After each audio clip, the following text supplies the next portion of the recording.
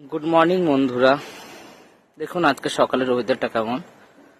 এখন ঘড়িতে প্রায় 9:30। তো এখন 9:30 হওয়ার পরে, এত টাইম হয়ে যাওয়ার পরেও আজকে ওয়েদার কিরকম, পুরো মেঘলা, পুরো কুয়াশা চারদিকে।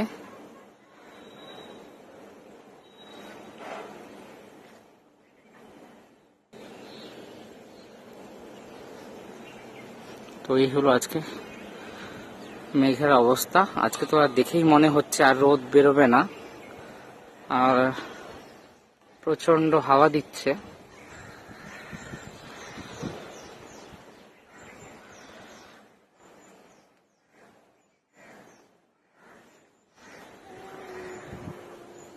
হাওয়া দেওয়ার সাথে সাথে আমরা সবাই কাঁপছি, যা ঠান্ডা।